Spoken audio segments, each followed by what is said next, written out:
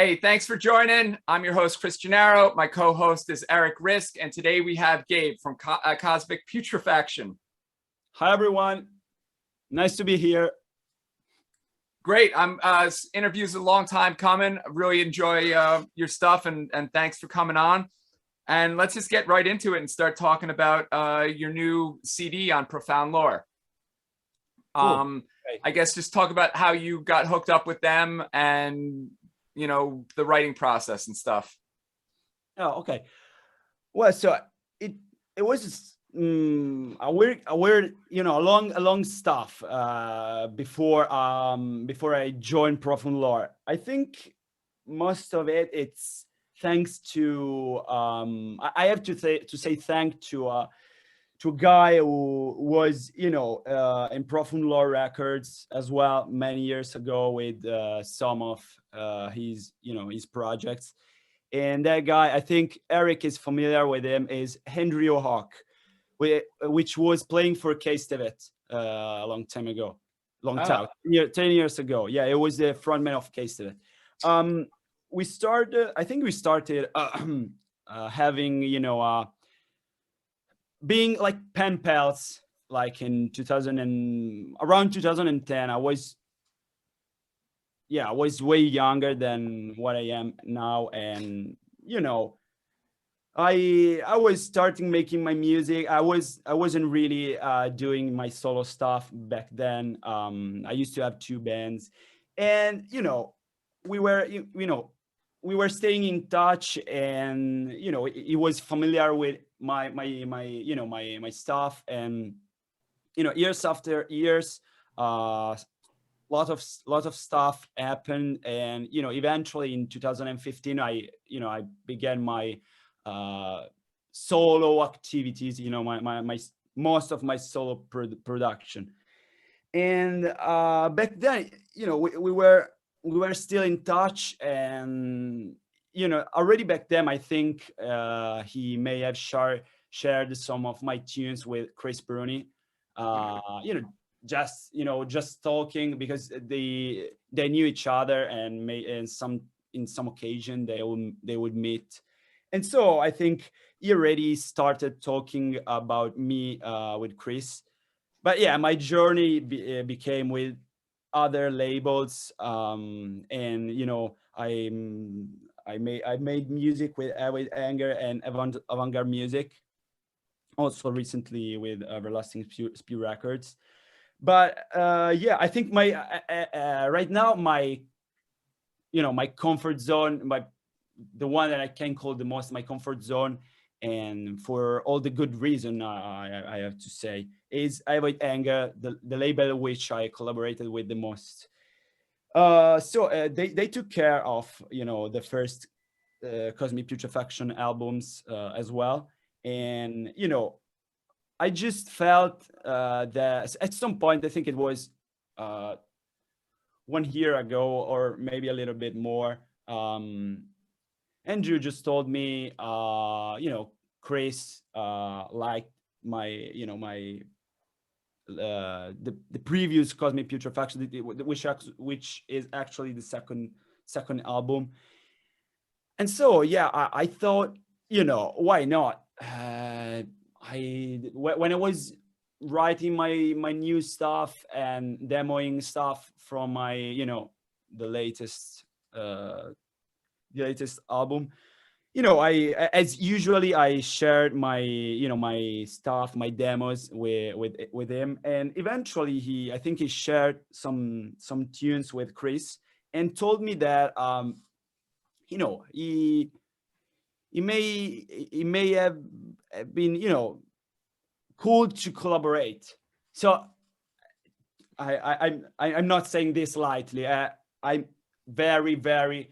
I'm so honored to be part on such roster and label. But yeah, it also somehow happened like randomly, Mm-hmm. And at a certain point, when I was still demoing, Chris just told me seriously that it was up to a collaboration. I was still not 100% believing it, And yeah, but eventually things were serious, and I agreed, of course, to collaborate with them. And I actually I couldn't be much happier than than this. Also, I share the roster with Eric Band, which I love. So yeah. Cool. And why? So you started out doing bands with multiple members, and then eventually did mostly solo projects. Why did you decide to do that, and how do you find doing solo stuff different than doing band stuff? Like, do you prefer it? Do you miss that collaboration? I mean, I know you got some other projects going on, but in general. Yeah. Definitely. From a certain point, I focus my musical activities in solo projects. I mean, from around 2015. So there's not really an answer that tells you this is better and this is better than that. I think there are pros and cons. What happened? Yeah, what happened to me is just that life just led me here, and so for different reasons, I used to have before my my the beginning of my solo career. I used to have two bands, one more hardcore oriented, very influenced by bands like Converge, and another one more rooted into death metal, which later, many years later, allowed me to let it live again through Cosmic Putrefaction. But yeah, what happened is that we broke up in a relatively short amount of time. So I found myself. I was really, I used to have very clear ideas on which stuff I was into, what kind of music I wanted to write and create. And so it was boomer that from at a certain point I found myself without a band. And back then I didn't have any kind of idea of how you record, how to record a record by yourself, how to mix it.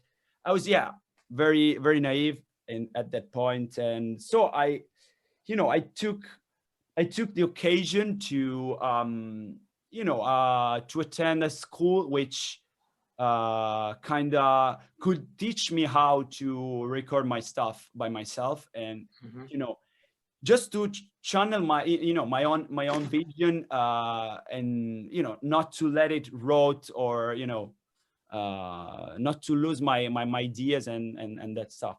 And so in the year 2014/2015, I attended this audio engineering school, where I tried to craft, to learn how to record, etc., to mix, audio engineering related stuff. And that was the time where I began working on the clearing path. It's just that here's the pro. I mean, when you have like a clear image in your mind, having the possibility to channel the idea by your own, with your timing, in trying to plan everything, you have this clear picture, you go faster, and it's a little bit less frustrating than being in a band, which as I say, pros and cons. And so some of the bad things about having a band is like that, sometimes you don't really find the right chemistry, and so it takes a while.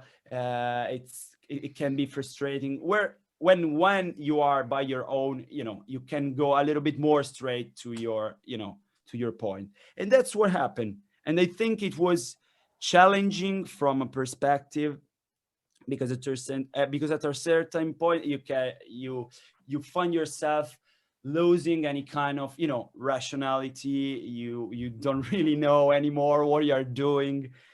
And so yeah, that's one of, you know, the worst aspects. But yeah, I had the clear picture, and I went straight to it.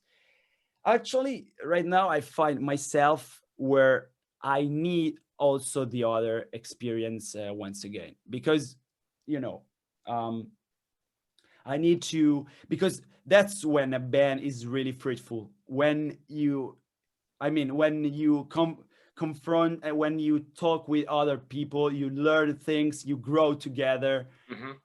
And that kind of chemistry is something that I'm, you know, I look for in a band project. I started to project, but I would say my most real band is Vertebra Atlantis, because Turisiburnia is with Nicholas McMaster of Kralis, which lives in New York. So it's a project, it's a collaboration, definitely really cool working with Nick. But of course I don't have the, you know, the real world confrontation and, you know, the interaction. I don't know, I think that that's something I really need, that human, you know, contact with some people who think like on a hand, but on the other hand, which help you, you know, to grow your vision and to improve it.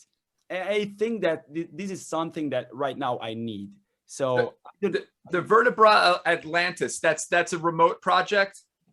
No, because we all live in my region. Oh, okay, so that one's, yeah. Taurus Burnia is the Taurus of Bernie is the remote.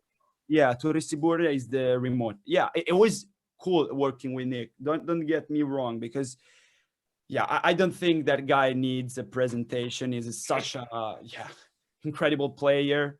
Oh yeah, he's very talented and also very original in the way.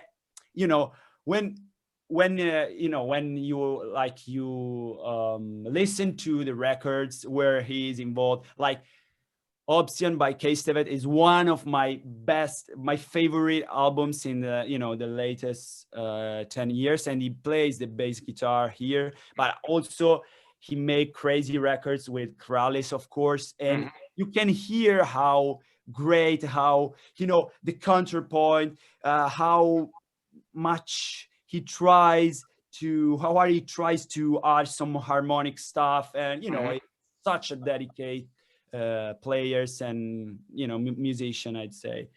Sure.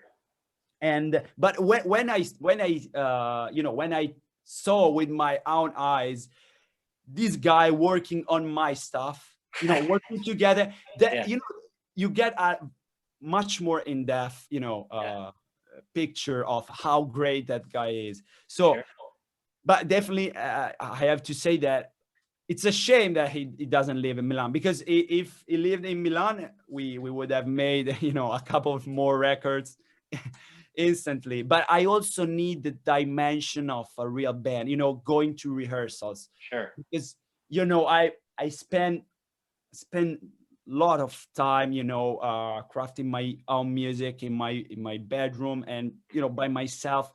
Sure. And, you know, in any case, I find myself from a certain point that I need to have some, you know, external feedbacks. So I have, you know, my closest friends. I you know, I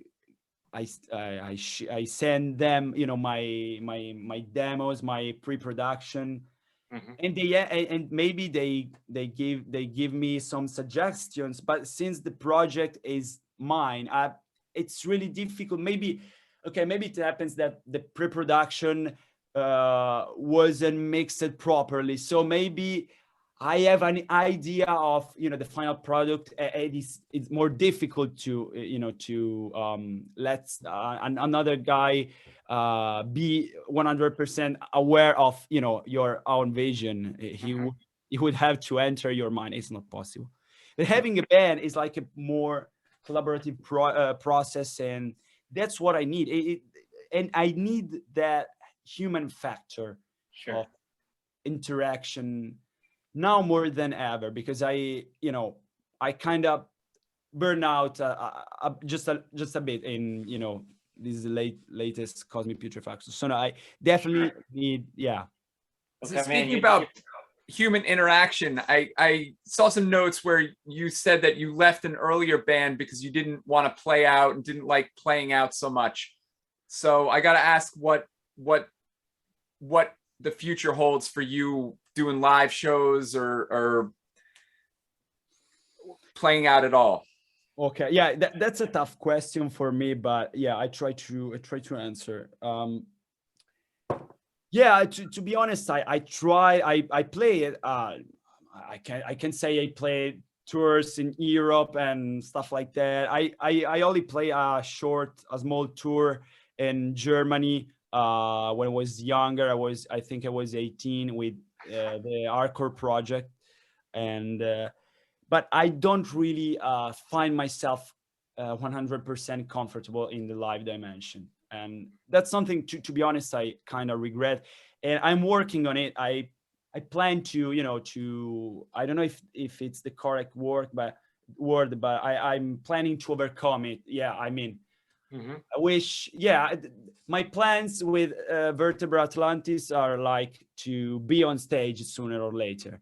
While with Cosmic Putrefaction, I really, really, really see, I really, I consider it a little bit harder because, in the latest album, I had as a guest the mighty, another great musician, which is Giulio Galati of Hideous Divinity and Nero di Marte. I don't know if you're familiar with. I know Nero di Marte, yeah. Nero di Marte played a tour in America with Gorguts in Colored Suns days, but I think now they are even bigger. And to be honest, I've been invited to join them in the past. I don't know if this is some kind of a secret, but and that's a shame because Sean, which is Nero di Marte, is an Italian band, but Sean is American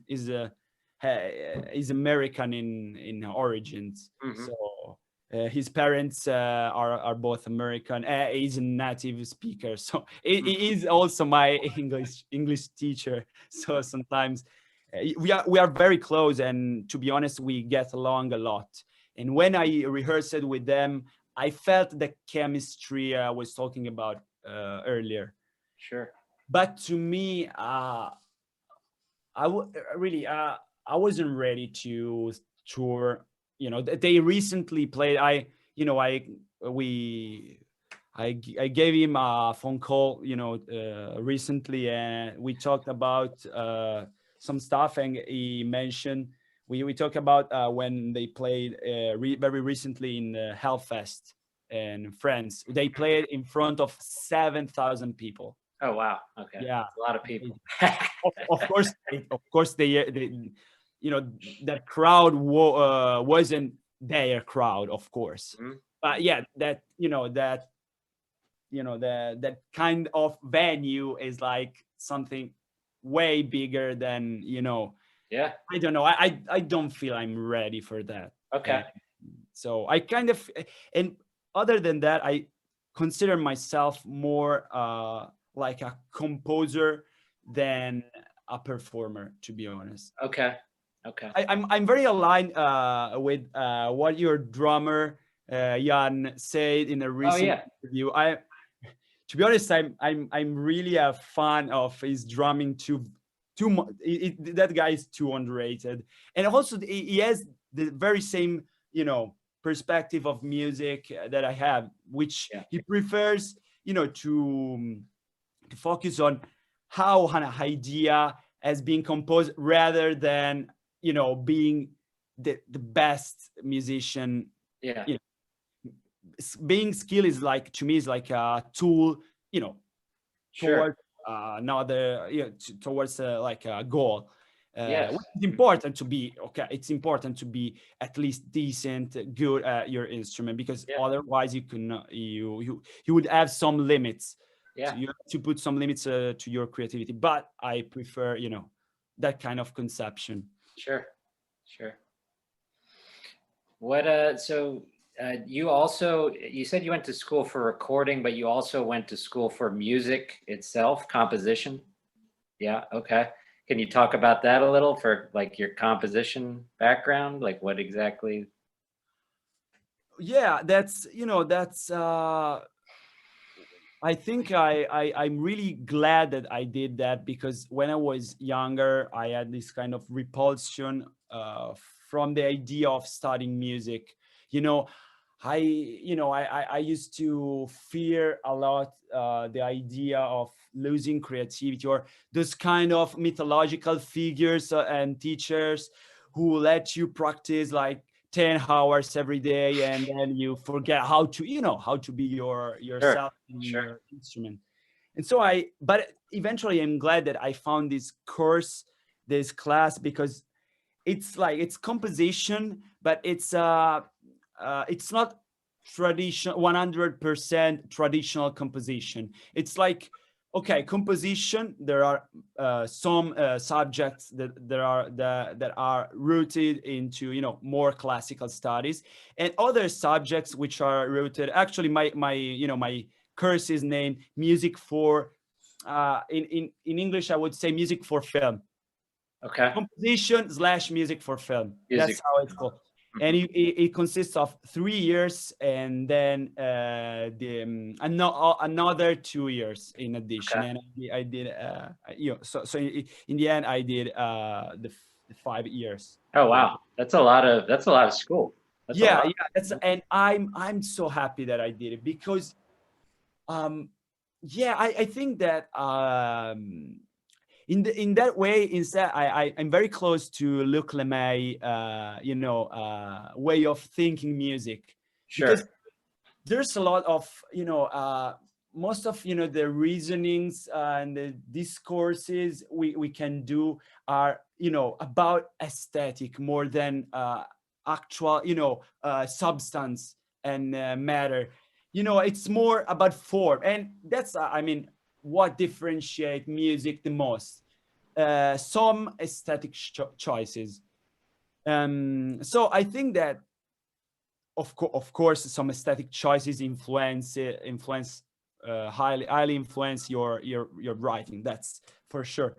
But I had to say that that idea of, a wider perspective of music, that also this school course gave me.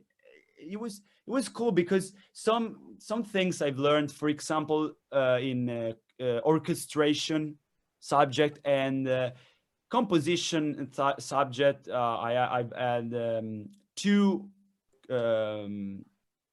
how do you say, two compositional subjects. One more rooted in classical aspects, and the other one more rooted in technological aspects. So working with short movies, so working in Logic, and so it was like revising also some stuff I've learned in the audio engineering school. Nice. That was a very cool path that I decided to do. And also, you have to believe me, orchestration helped me a lot into,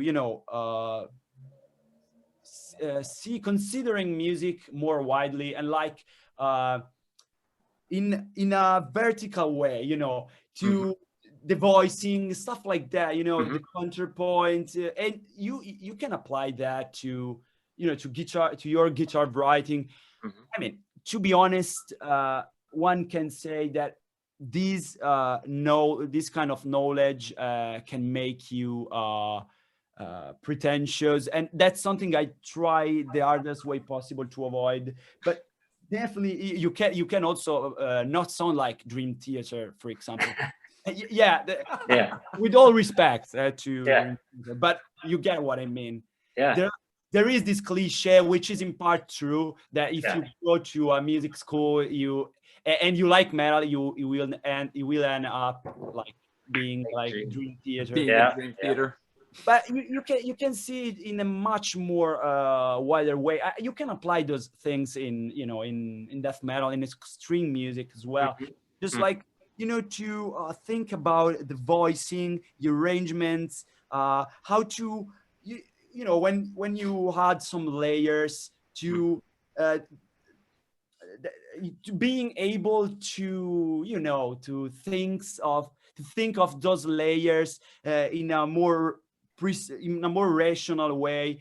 Maybe instinctively, you kind of add layers and layers because you like them.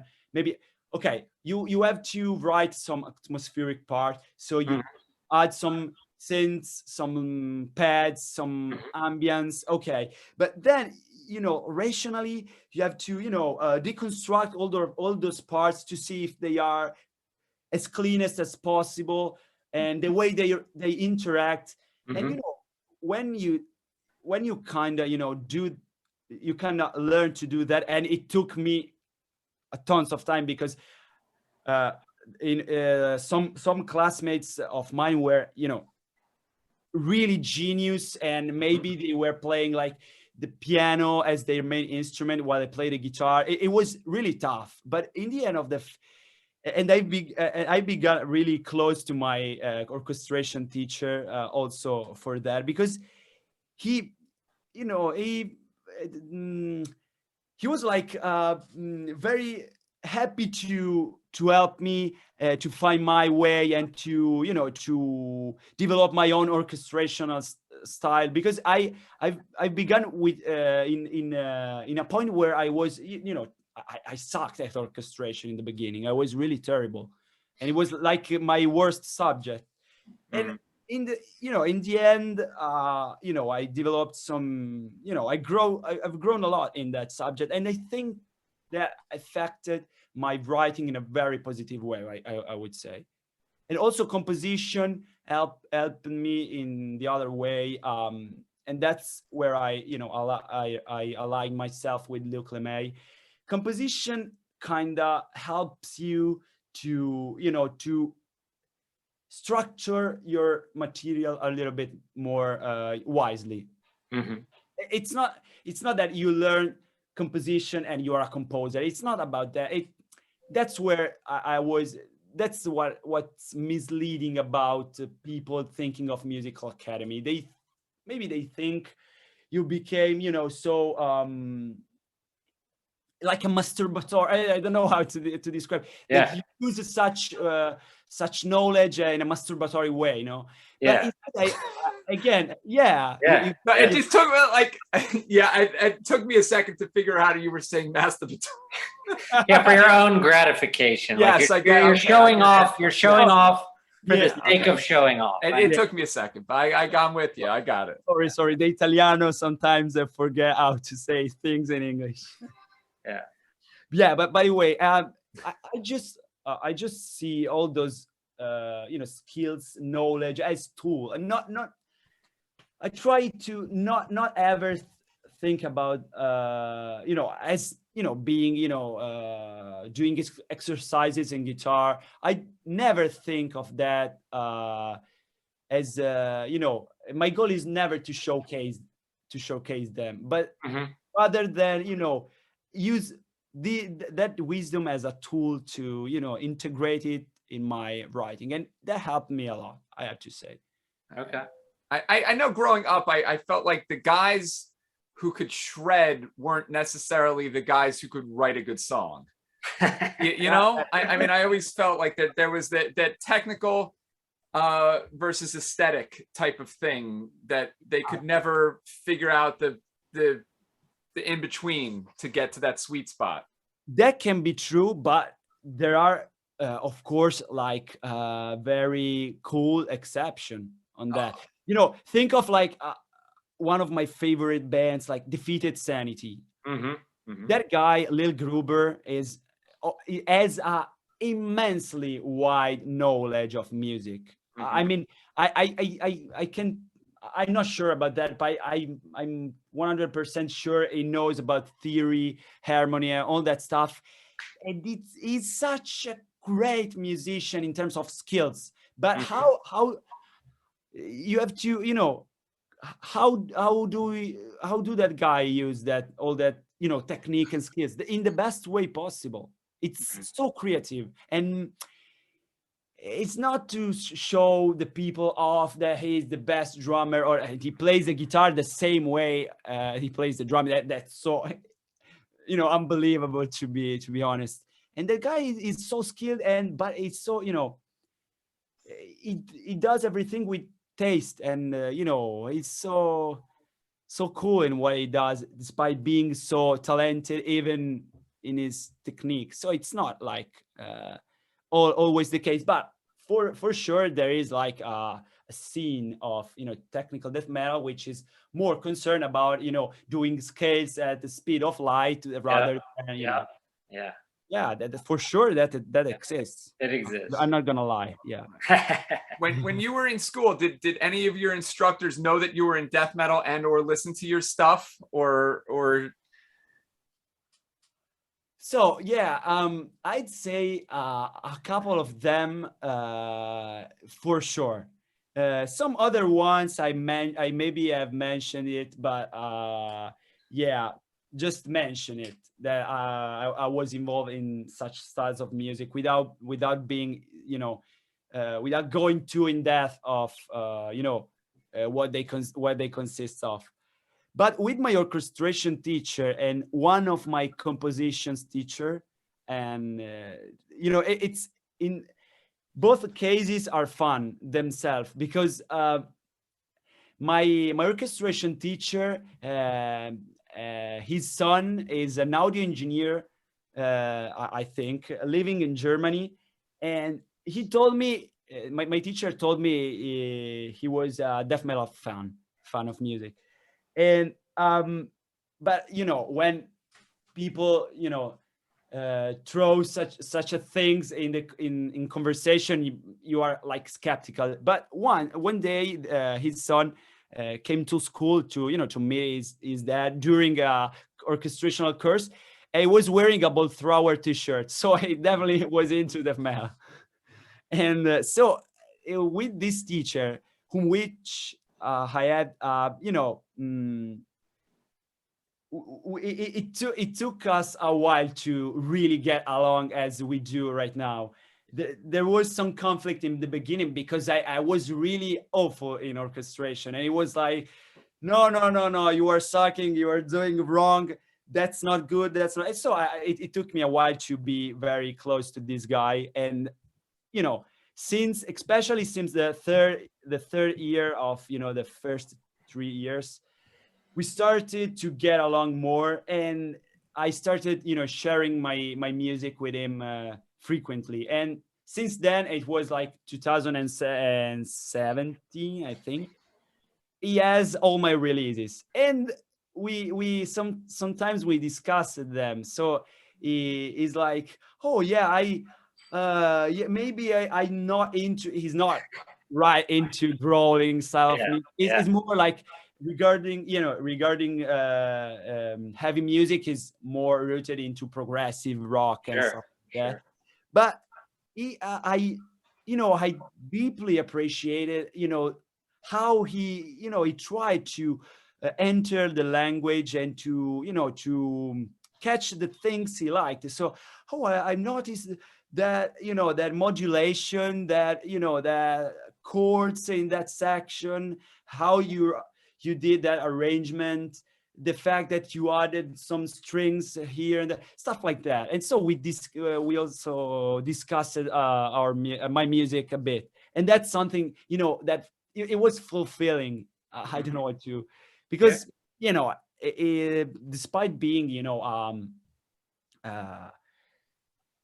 some kind of innovative, like kind of course, we were still in in a conservatory after all. So it's still incredible to have a teacher who is interested in, you know, death metal, and considering that he's a violinist, and he's of course he has a classical trained, but he used to be in a progressive rock band in the 70s. So yeah, that's great. And the other one is even, it's kind of even more fun, because when I was trying to enter my own school, there was like the exams, the examinations, and you know, in the interview, the final exam was an interview. I don't know if it's the right word. In interview, they were asking me questions. Oh yeah, that's right. Yeah. Interview.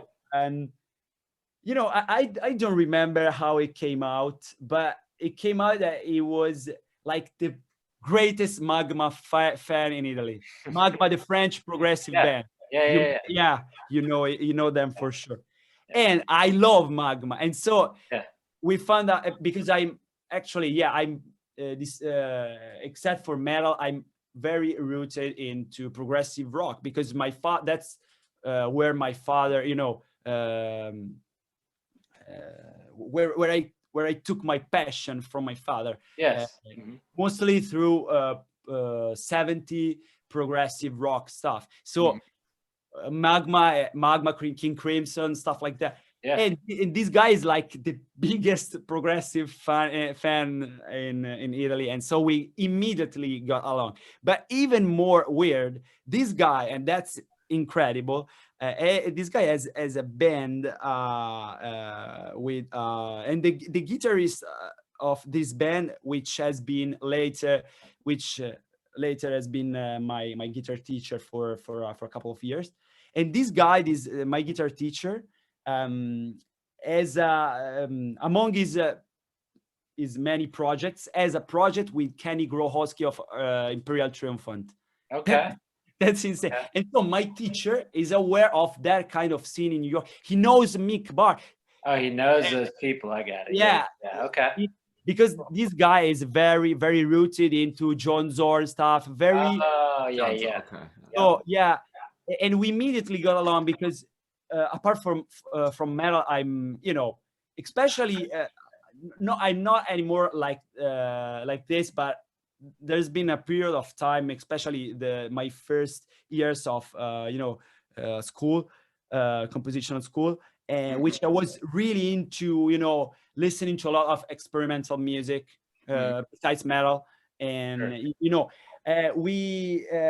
used to invite me in his home, and that guy is the biggest music nerd in the because he knows everything. Everything classical from the 15th century, everything from the ethnomusical cultures all over the world, all the progressive bands, all the movements, the Canterbury scene, the Zeul scene. Is the big, again, is like a lot into Magma and related projects. And so he has invited me in his home sometimes, and just to spend evening and afternoons listening to music, to discover new music. And for example, he has like a huge collection. He has also some Napalm Death albums, and he went to see Meshuggah. So yeah, we immediately got along. Of course, he told me I'm too old to be into growling stuff. But yeah, I understand what you're doing, and I understand, he told me, at least, I understand your value in that field. It was, again, that was fulfilling for me.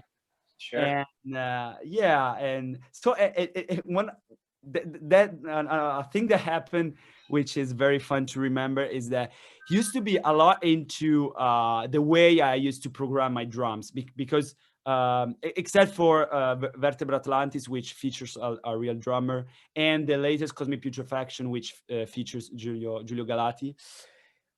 Almost all my records are features programmer drums, which I did. And this guy used to to prize a lot how I used to program my drums, at a point that in a class which wasn't mine, he showed the pupils my own stuff to say, hey, look at this guy and how he programs drums. Wow. He was blasting some of my Declare tunes, which of course are really inaccessible, to even in a school like mine. When some of these pupils told me, you know, the other day, Giovanni, you know, he showed us your stuff and how you write your drums. It was amazing to hear that. So yeah, that's how my music is, you know, seen and you know, perceived among my music teacher. Other teachers, you know, they figure I'm the one into metal music, especially the one who teaches traditional composition, and I work my ass off to show him, actually, in all these years, to show him that I could be even able to write different music, because when in you know, when you have to bring more classical rooted composition, you know, it took me time to, you know, to align with some of my classmates who were so good at doing that. Eventually, I think I've learned how to deal with an orchestra after all these years, and man, I'm so happy that I did all that. I got a question about about the drum programming. You said that when your last one, you have a live drummer with Atlantis.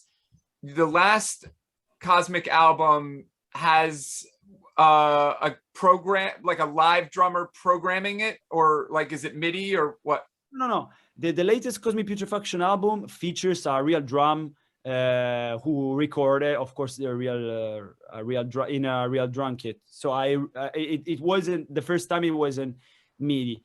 Why with Vertebra Atlantis, it happened during, you know, it was that, you know, schizophrenic lockdown periods. So we couldn't really rent a studio and record live drums there. So we together we bought a really quite cool electronic drum kit. Yeah. We mounted the kit in my bedroom and recorded Vertebra Atlantis drums in my bedroom with a real drummer, but with a MIDI, electronic drum. Like a Roland V drum. Yeah, it was a Roland TD 25, I think. Oh, cool. Okay. It was, yeah, with mesh, you know, mesh. The mesh heads. Yep. Yeah, mesh heads. So it really, yeah, it was really responsive. So and then I used my the libraries I mostly use for my, you know, my programmer drums, and I, you know, messed it up a bit with them and found out our sound. But drums are recorded. It's just that we didn't have a studio, and I think, to be honest, I'm very happy about that album sounds, because, you know, it was mixed and done in the worst conditions possible for a band, because you know, my own project, pandemic or not pandemic, it's always the same. But yeah, for a project where other people are involved, it was the best we could come out. So yeah, I'm happy. But I have to say, we have to be honest, the cymbals, you can, you know, if you know they are, you know, from an electronic kit, you kinda realize that they are not real cymbals. I think it's a matter of, you know, the air, the decay, the air, stuff like that.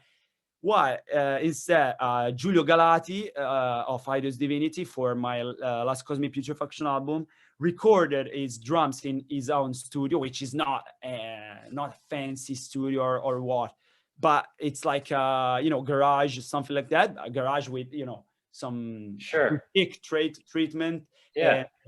He was helped by the other guitarist of Nero di Marte, which he plays with, and they recorded there. And Giulio has such a beautiful kit.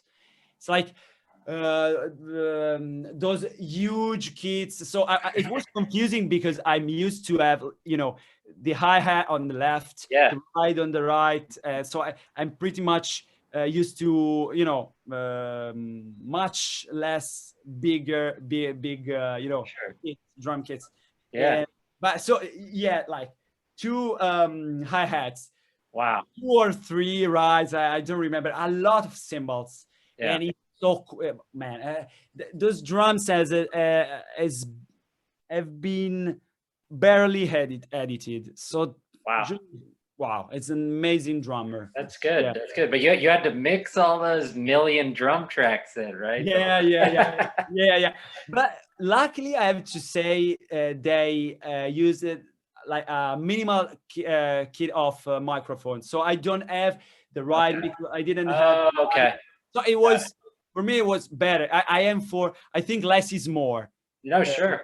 I mostly, if I have to mic one amp, I try to use the less number of microphones possible, because yeah, that makes sense. You know, sometimes I got to mix some other band stuff, which in the end I understand it was useful to have, you know, 6 microphone. Okay, but for my, you know, for my own stuff, I prefer to use the less possible, because I not in recording, but in, you know, in the mixing phase, I add some layers, having, you know, this I can call it a studio, but my bedroom studio. I have, you know, the keyboards and, you know, the guitars I can experiment with, so I add some layers, and having like the main guitars with 10 tracks is not useful for me, so I try to have the least number possible of tracks. But like anyway, you dial in like a guitar tone you like,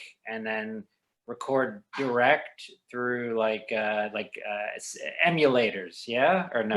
Yeah, I use tons of emulator, and lately a thing I'm doing is that I very rarely mic my amps, because of course, because I live in a flat. Yes. For the obvious reasons. Yeah, the neighbors wouldn't like it. Yeah.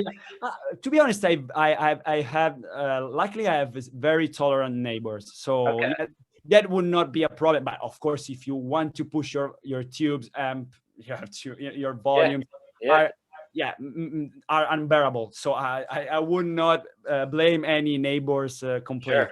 So what I do the most is like luckily I have power attenuator. So my orange amp, I have a Rocker Verb 100 orange amp. When I use it, I plug it into my power attenuator, so I reduce a lot, you know, the power in terms of volume. So I can mic my, because I have a 4 per 12 cabinet, so it's huge. In a flat it's like huge, by orange as well. And so yeah, very nice piece of cabinet. And yeah, sometimes I put a microphone on it, but I usually use one SM57, and that's it. And I dial it with, I split my signal and enter into my, you know, audio device, and I split it with plugins and wherever. And another thing I'm doing, I've been doing lately, is to I want to get a torpedo which does it very, you know, in a much smarter, very smart way. But till now I'm doing like this. I'm taking the signal in the loop chain from the send, and I plug the head directly into my audio device. So I use IR cabinets, emulator cabinets, and that's a very cool hybrid system I really like, because, you know, what's, you know, still not perfect in amp simulators is that sometimes you get these very digital high frequencies, and Yeah. it's I don't know, maybe in a full mix you don't notice them, but maybe if you have like the solo guitar playing, if you are focused and if you know, you may notice it. So in tube amps are still a little bit better than digital Sure. stuff in that way. So but this system, this way of recording, you know, the amps is like, of course you the way I do, you bypass the power amp in the chain. I'm not an engineer in the most technical way, so I just skip all that part, but I know for a fact that you skip the power amp. So if you take the loop channel, or maybe some very cool engineer will watch this live and will correct me. But as far as I know, yeah, you take the signal from the loop, the loop chain, and you get it directly on the audio device, and so you are using real tubes, and you get that nice sound in the high end, and that's something I very very very often do. And I'm not gonna lie, I use some plugins, and I also use some stuff like layering the guitars. 700% of the time I keep some very clean tracks beneath. Oh, I'm going. By the way, I'm going too nerdy in this. Sorry. All right, no, it's fine. It's fine. Okay, so you have some clean guitar track in there too. Yeah. Okay. Very often, often, and to have this clean transient in the presence, in the attack. That's kind of cool. Yeah. Yeah, that's a very useful thing. I don't remember where I've learned it, but yeah, I find it really useful, and it solves many problems when you have to you want to hear those wide chords. That's the best solution in my opinion. Yeah. Cool. What? So you mentioned. Go on, Eric. I was gonna say, all right. Talk about the artwork for the new album. Who did you find to do the artwork for the album? Okay, so I at that time I used to have 3 or 4 names in mind, David Glomba included, and I think in that case Chris Bruni of Profund Lore pushed me a bit in that direction, because he had already worked with him for the Temple, which is a project where some people of all sorts are involved. Yeah. So he did a really great job in that artwork. Even though it's not the style I asked him to focus into. But I was into, he did this very spectacular artwork for Titan Blood. It's actually not the front artwork, but the booklet of Banful Choir, which is the latest Titan Blood album. He did that. Man, it's spectacular, and I very colorful, very I don't know what to say, very detailed. And yeah, I'm to be honest, I'm more into oil on canvas. Oil on canvas, okay. Oil on canvas, kind of technique. But he does the acrylic style. Okay. But eventually I got used to it, and yeah, Chris convinced me to go with Dave Glomba, and I absolutely not regret it, because he did a great job. And I have to say I gave him a very very very precise sketch, and I'm not able to paint or draw, but I try to make the most detailed sketch that I could do, with a very detailed description of what I wanted to represent. Mhm.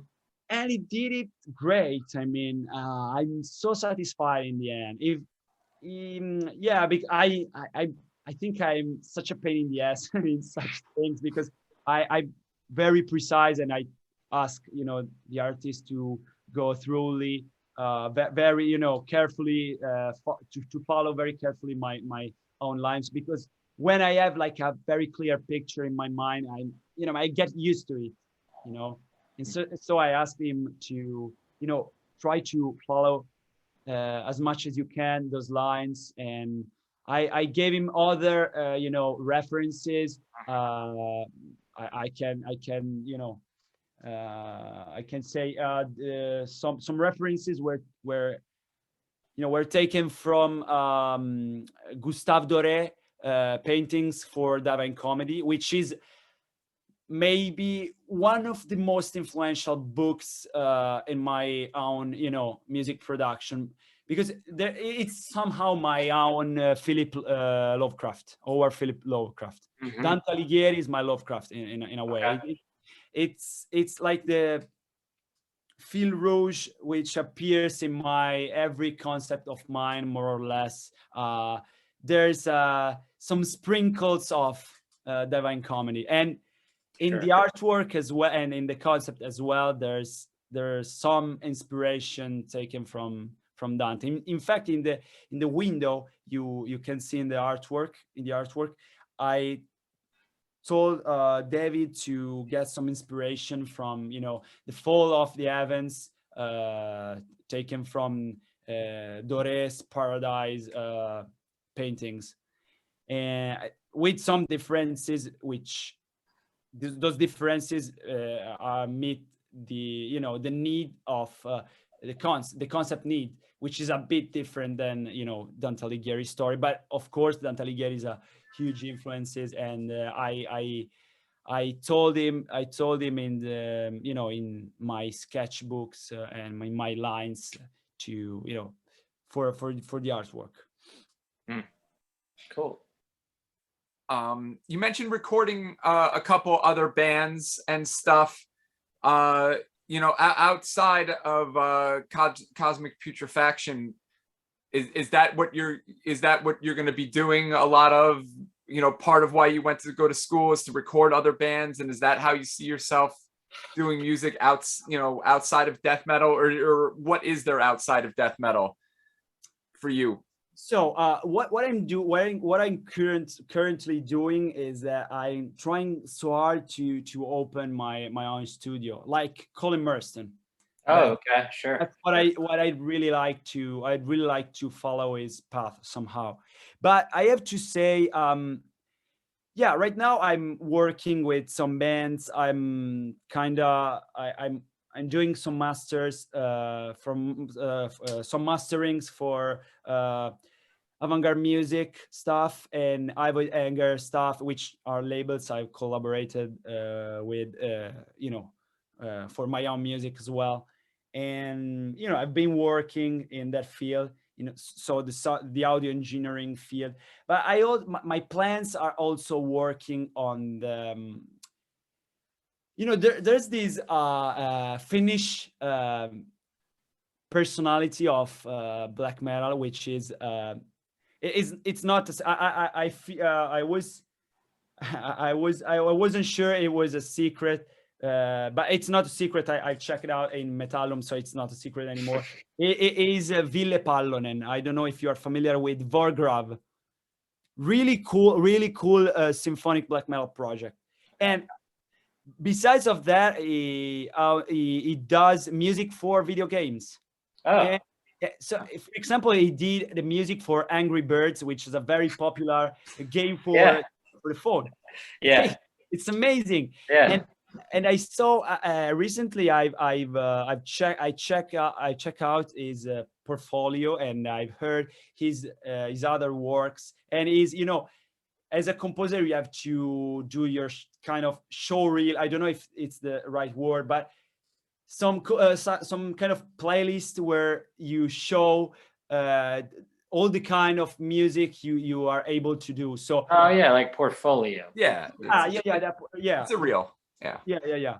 And he has like classical music, underscoring music, ambient music, etc., etc. And I'm working a bit in that field. I don't want to tell much because it's still a bit undercover, but Mhm. trying to enter that field.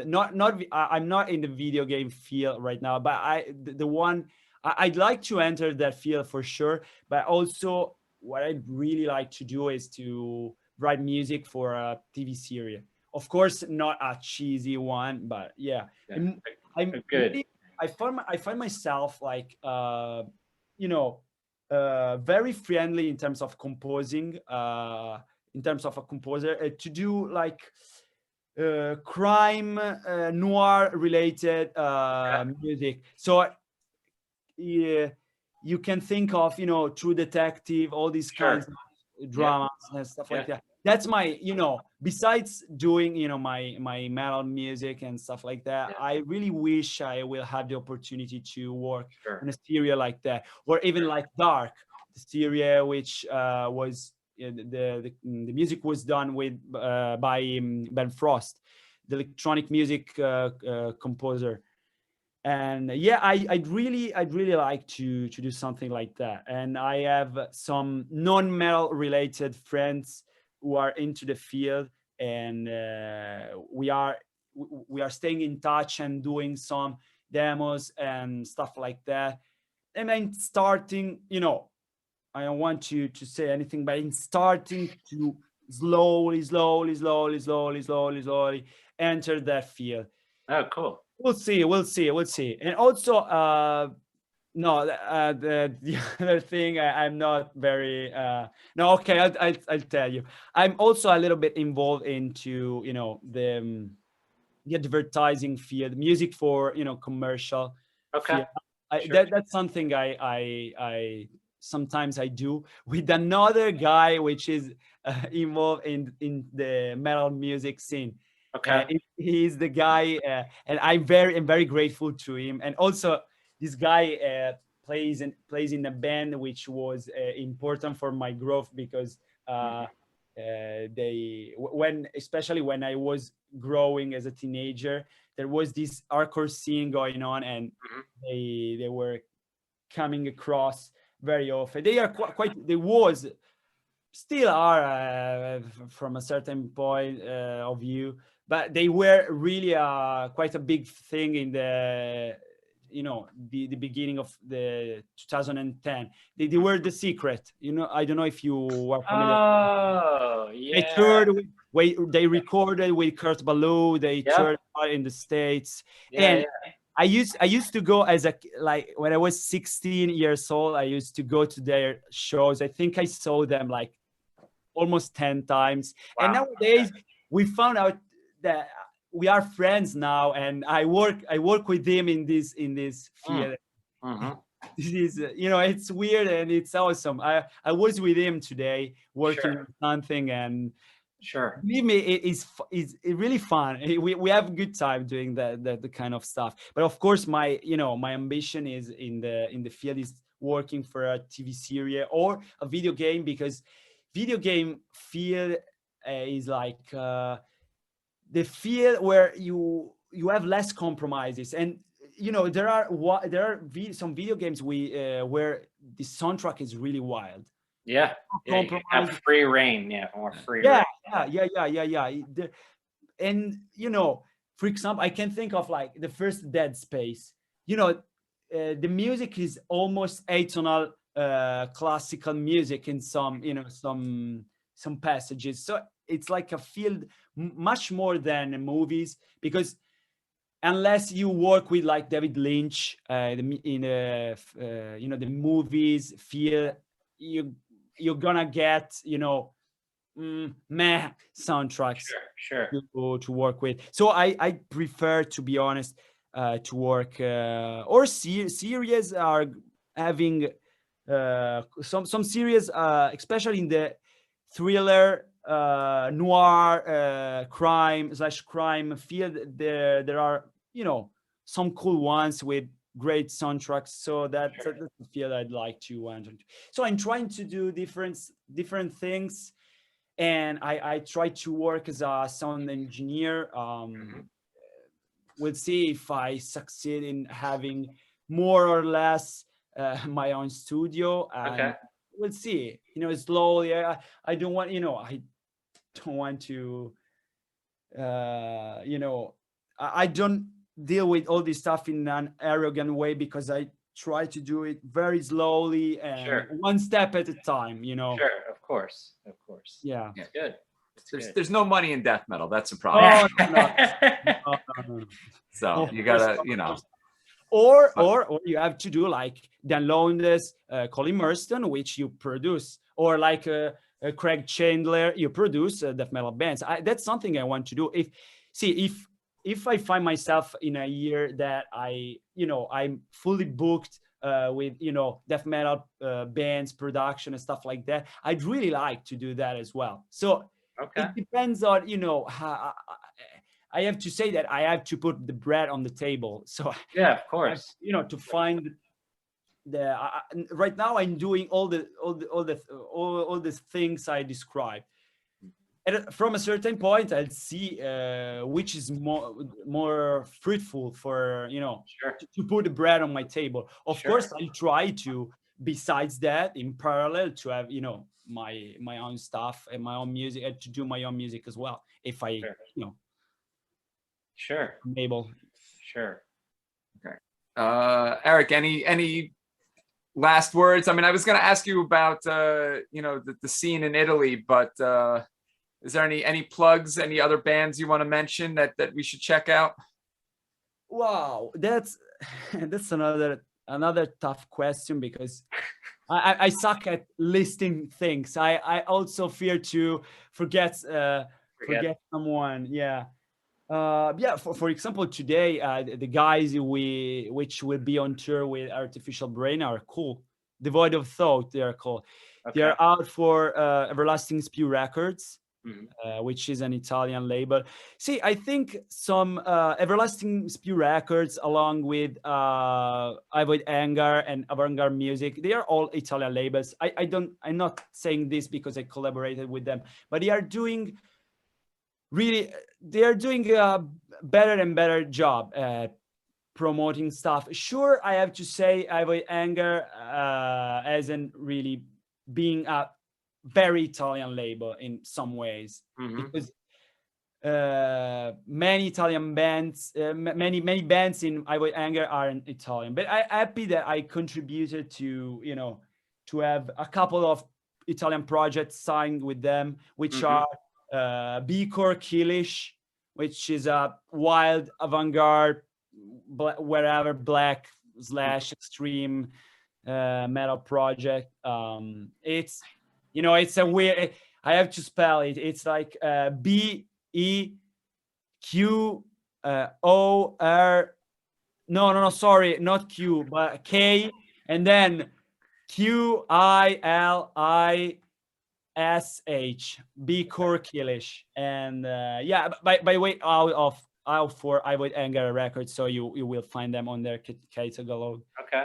And also Noistral Immersion, which are from Turin, and the vocalist, but in general they are close friends of mine. They are really cool at what they do. Per se, it's not really my cup of tea, but they do it very well. It's like they I can say they kind of resemble that way of thinking black metal in a mathcore / hardcore way, such as Plebeian Grandstad in some ways. They are unique in their own, but yeah, they are that kind of dissonant, blackish, whatever, post metal and stuff like that. They're very cool people, and in what they do, I think they are great, and I helped them to be signed on Avoid Anger.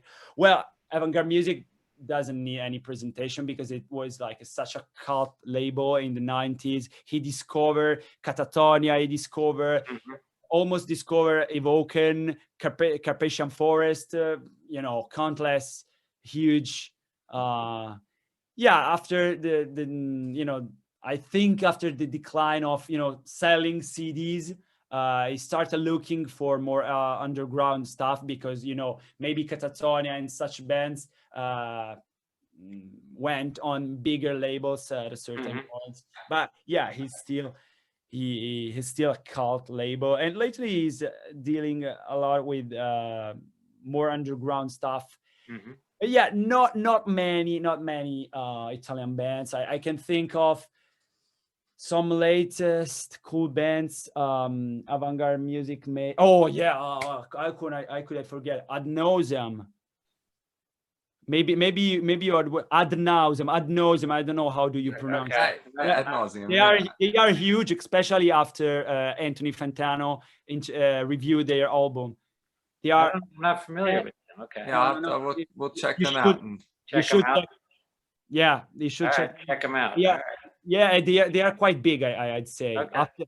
especially after Fantano reviewed their latest Fatigue, the latest effort. They kind of became big in the post Gorguts death metal kind of. But the first one was a bit more, you could hear more evidently their influences, but his latest one is a unique piece of art. Okay. That's amazing. But yeah, rather than that, then Ad Nauseam, there are Selvans, which plays atmospheric black metal, Progenie Terrestre Pura, which were really, really unique in their own way. But I think I like more their first album, which was art for avant-garde music. But yeah, I think what's lacking in Italy is a strong networking attitude. Yeah, because there are cool bands, but I don't know why, to be honest. We barely interact. There's not a lot of interaction. Got it. Yeah, there's not a lot of interaction. And yeah, so when you have to find, a musician, you have, it always sounds like you, or when you discover a new band, it always sounds like it was a random discover. It's not really because there's a movement and stuff like that. And that's you need that interaction with scenes, and I've always said, like, oh, isn't it weird that so and so band grew up next door to this other big band and 2 stories down from a third big band? But that's not a coincidence. It's because that's how they became big, by networking. And and in fact, I saw your interview with Alvino of Feather and Bones recently, and he talked about Denver music scene. I think that's how the scene has built and has grown, because you kind of see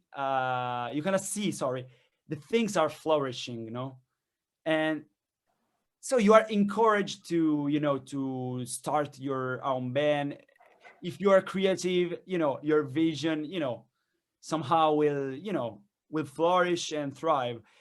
Well, in Italy, you have the perception that venues are closing.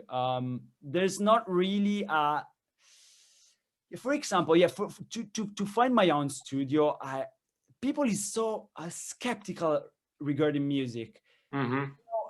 It's like people listen to the radio, despite the secular tradition of music Italy has. And that's weird, because until like the 70s, with the 70s Italian prog, which was really cool, really, avant-garde-ish in terms of, it was pioneeristic, it was unique and stuff like that. But nowadays Italy is like everyone is listening to the radio, but it's like regular people don't want to have musicians around. That's a perception. So we are talking about a subculture which somehow we are part of. So inevitably people has some kind of skepticism towards a subculture, because that's regular, that's physiological in some ways. But there's like this skepticism whether or not you are part of a subculture. So you like even if you say, no, I want to build a studio to record, string quartet, people is like, it's not enthusiastic about that. Not enthusiastic. Like, not enthusiastic. Yeah, it's like skeptical, and so it's really hard.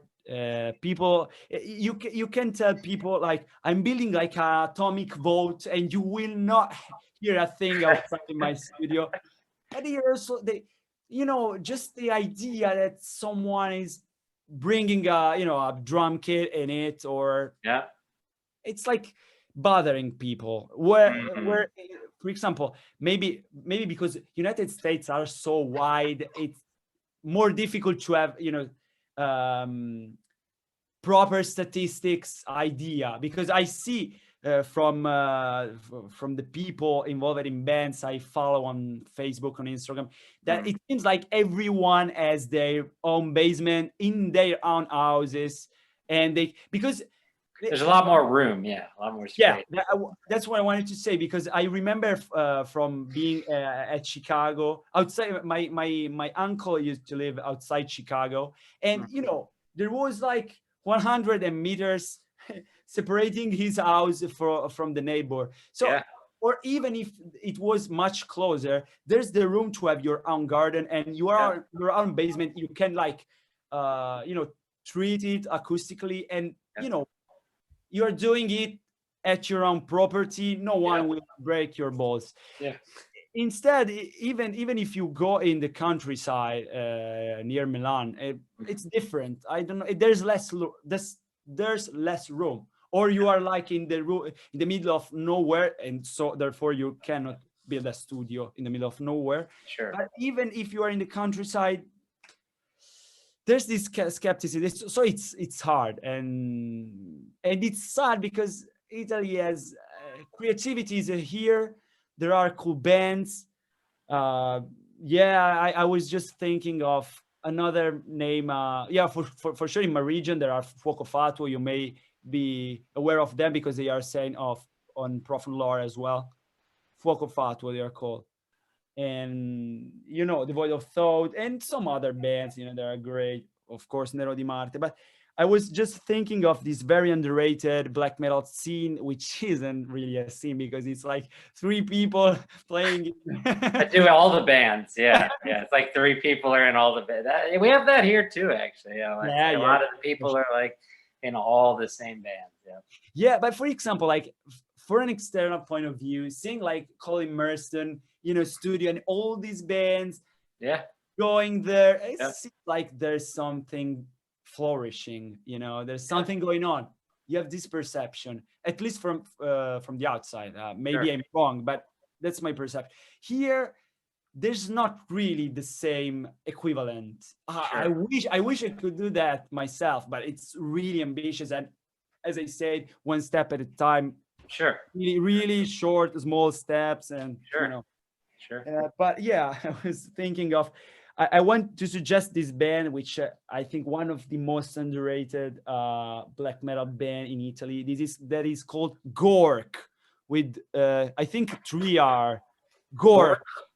Gorrrk. And C and H.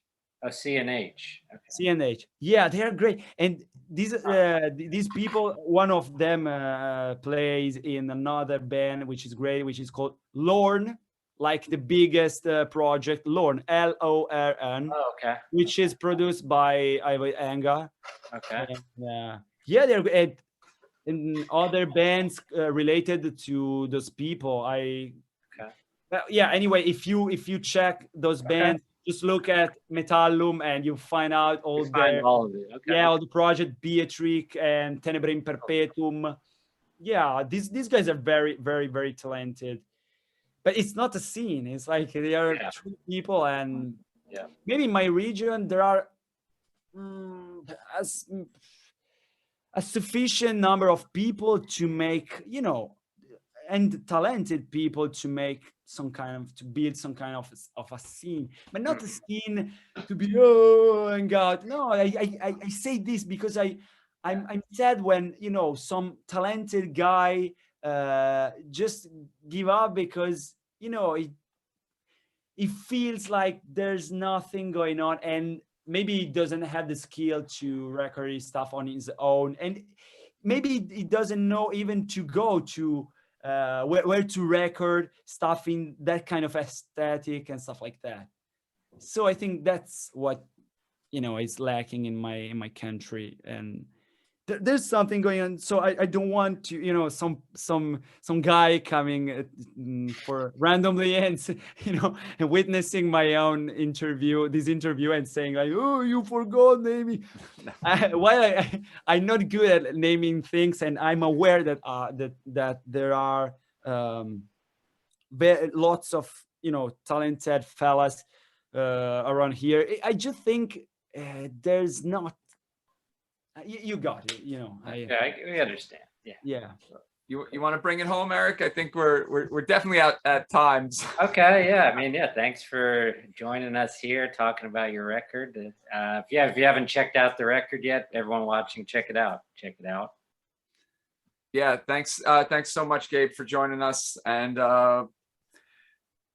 see you around, everybody. I want to thank you for your time, and also I hope I wasn't too long-winded. No, it was great. It was great. Thank you. Cheers. Okay, later, everybody.